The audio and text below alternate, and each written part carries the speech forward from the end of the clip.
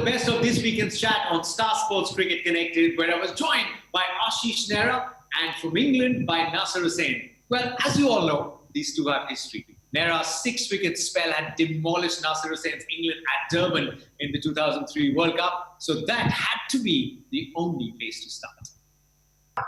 Nas, for Indian audiences, is it the first time the two of you are on the same screen after 2003 Kingsmead Durban? I've completely blanked 2003 Kingsmead Durban.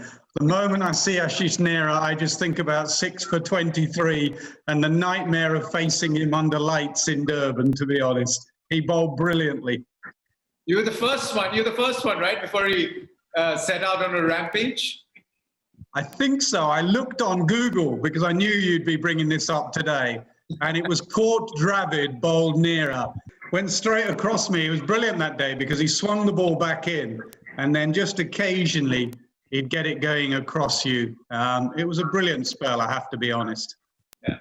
Ajba, I'm sure you speak. Actually, you're not the type who would actually go back and see the spells, but I'm sure it's very dear to you and you remember it very well. Yeah, I do remember, but I was not doing anything different. I was just trying to put the ball in right area and it helped. That was a very good Indian side, I have to be honest. It was I could complain about lights, I could complain about the toss, I could complain about so many things, but they were just a better side on the day. Just the right time to welcome another very special guest here on Cricket Connected, Josh Hazlewood, joining us all the way from Australia. Josh, welcome to Cricket Connected. Greetings from all your fans in India. Thank you. We're just talking about Virat Kohli, how he's taken the baton from MS Dhoni and taking Indian cricket forward. So we'll just be talking about his evolution as a captain, which was on display when India won the series against Australia. So it will be very valuable to have your inputs. But let me just start. Ashish, you saw him again as a captain from very close quarters when you were there at RCB as well. You played under MS Dhoni. How different is actually Virat from MS? His style was different. He was a guy, I mean, it's not that MS Dhoni was quiet, it doesn't mean he wasn't aggressive. Virat Kohli is somebody, he shows his emotions more on the field, which works for him. Virat Kohli is that kind of a guy who really helps somebody like Mohammad Shami, to raise the bar. Because we all knew how good a bowler Shami was, or Shami still is, sorry. But, he was somebody who needed to be pushed a little bit more. And Virat did that. He likes to keep his players on the toes. Nas, how have you seen Kohli evolve as a captain over his tenure? First thing I'd say is that he's his own man. It's very easy to come in after MS Dhoni and think, well, I've got to be like MS Dhoni. I've got to be this calm, calculated finisher, cool Iceman. Virat Kohli could never be the cool Iceman. Virat Kohli wears his heart on his sleeve. If you watch Virat Kohli play football in the morning, I worry about some of his own players because he's so keen to win. He could do a double-footed tackle at waist height, to be honest, because he just wants to win. And that's why in a run chase in white ball cricket, if you ask me to name one person I'd want in a run chase in white ball cricket, it'd be Kohli, because he sees that winning target and that's all he's interested in. So he's his own man. He's got better at certain things. There are still certain areas I'd like to see Kohli improve on. He's still a little bit, I call him the tinker man. Every over, you have to change the field. He's running up, changing things. He tinkers a little bit too much. Selection, I know people say, well, what's that got to do with Kohli? But you've got to have a selection plan. I think India do a lot of things well. I'm not sure selection is one of them. Coming to a World Cup, not knowing who your number 4 is, when you've got so many great batsmen in India, there's selection issues that need to be sorted out. But the whole point of captaincy is to win games of cricket. And if you look at Kohli's record as a captain, it is right up there with the best there's ever been. Josh, you saw him from very close quarters when India were there down under. What sort of an impression did Virat, the captain, leave on you? The body language and the way he led the team during that series? Yeah, I think I agree with certainly both points that have been made. I think he's one guy that leads by example. He's obviously a very passionate guy, especially on the field when the guys are bowling and fielding. And I think sometimes the bowlers can thrive on that passion. But, I mean, given just how he wears his heart on the sleeve and it's pretty evident on the field, how did Australia as a team, collectively look at Virat and just the way he is on the field? I think we tried to probably steer clear of engagement, obviously. I think that was fairly evident throughout the series. I think he likes to get in that tussle, and it probably brings out the best in him, especially when he's batting. That was always a no-go zone for the bowlers, but I think it's a different case if the guys are batting and he's in the field. They can get engaged there and sort of work him out a little bit if possible. But certainly when he was batting, it was just leave him to his own devices, and hopefully we get him in a bit of a switched off mood and take advantage of that. Josh, that series down under, very special for all Indian fans, a hard-fought series. But one thing that stands out, obviously, from an Indian point of view was the way the fast bowlers performed, their performance. According to you as a base unit, as a leading member of that attack, what were the boxes that they ticked collectively as a unit? I think, first of all, they used the new ball very well. I think it's crucial in Australia. There's not much happening, between overs 20 and probably 60. That's quite a good time to bat if the bounce is consistent. But I think using that new ball, I think Hussain Sharma always got an early breakthrough. Mohammad Shami, guys like that. So that's crucial to do that. And also the second new ball, if it gets to that point, making the most of that. So whenever that ball's nice and hard in Australia, I think those are crucial moments in Test matches. Ashish, we were talking about this. I mean, the contribution that a captain, the role that a captain plays in building a unit into a pace powerhouse. Having been a pacer yourself who's played under some fabulous captains, how much of a contribution of Virat Kohli do you see in this rise of the Indian pace battery? No, there's a big contribution. There's no doubt about it. Earlier also I said Virat Kohli is somebody who likes to give confidence to his bowlers. Earlier there was a big gap between first-class cricket, which is Ranji Trophy, and then you talk about India. There are so many guys, if you get injured or if you don't play for 3-4 months, there you go. You are gone in the wilderness. Nobody knows where you are. But that's not the case right now. Now you have a National Academy set up, you have an IPL, you have India A2, so that makes a big difference. And on top of that, you have a captain like Virat Kohli who likes fast bowling. And especially when you go outside India, you need good pool of 4-5 fast bowlers, which Virat Kohli has right now, and he likes to bat all of them. Nasser, one question that will always pop up every now and then is eventually that ICC trophy, or perhaps even the IPL trophy, because these are tournaments that have still stayed away from Virat Kohli as a captain. In your assessment, where has he probably missed the trick? Not just him, the entire team under his leadership, that they haven't yet picked up a big trophy in limited overs cricket? There's not been that many yet. He's fairly young in his captaincy career as far as ICC tournaments go.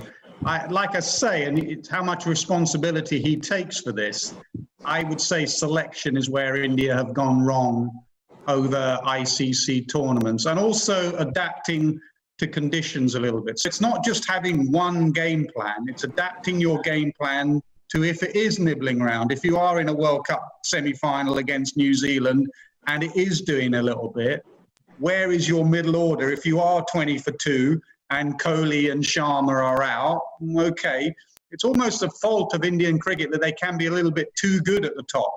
When it's good and it's flat, Sharma 100, Kohli 100, hundreds at the top, and the lads in the middle order don't get a hit.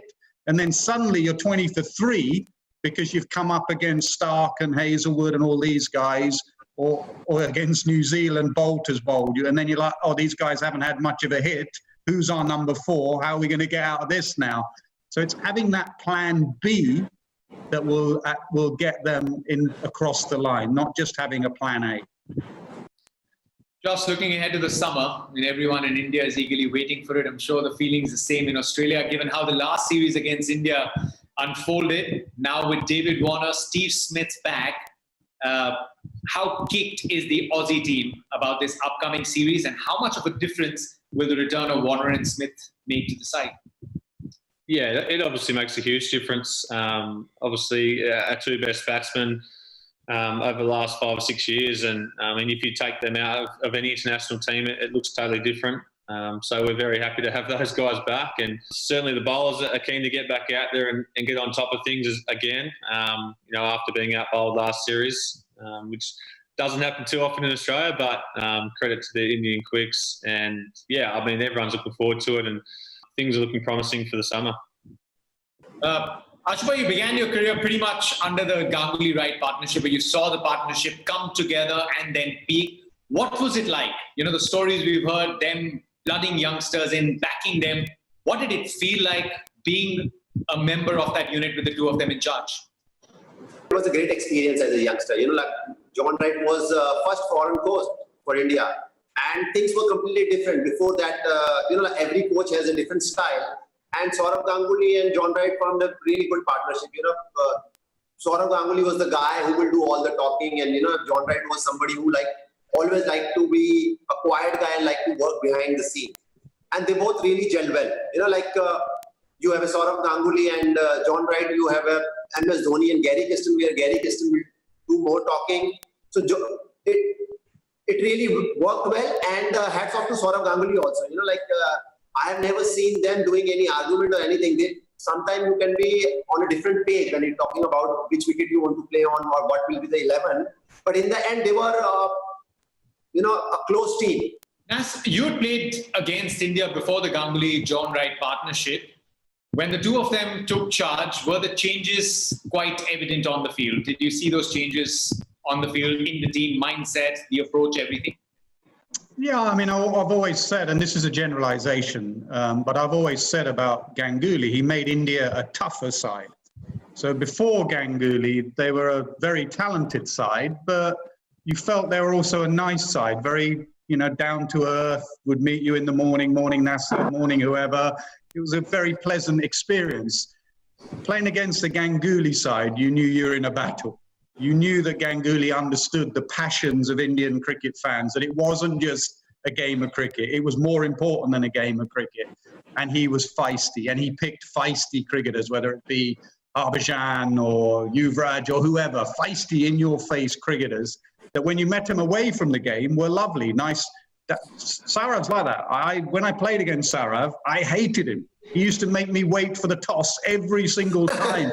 And I'd be like, Ganguly, it's 10:30, we have to toss, you know.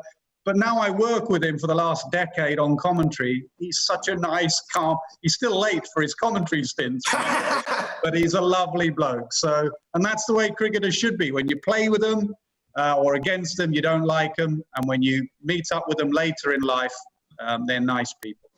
Nasser, you were not the only one. Dada had made for toss plenty of other guys also. And the funniest one for me was Steve Waugh. Later, like, you know, he will sometimes, I would say, Saurav Ganguly knows that Steve Waugh is waiting there, and Steve Waugh was never happy with those kind of things. And Saurav Ganguly is walking in the ground wearing his jacket. When he looks at Steve Waugh's face, he's walking even slower. One captain, like you mentioned yourself, Saurav would get under your skin.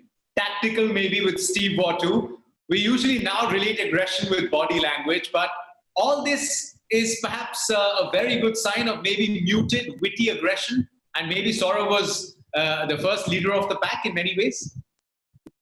Yeah, absolutely. I wouldn't say Ganguly got under my skin. He wound me up a little bit and maybe desperate to beat him a little bit more. But I also like, you know, I know we go on about the NatWest final or whatever, but be true to yourself. You know, Saurav on that balcony after Freddie did what he did in Mumbai, Saurav on that balcony taking his shirt off and waving at the home of cricket, that sends a message out to the whole world. We are India, we are here, we're not going to be bullied by anyone.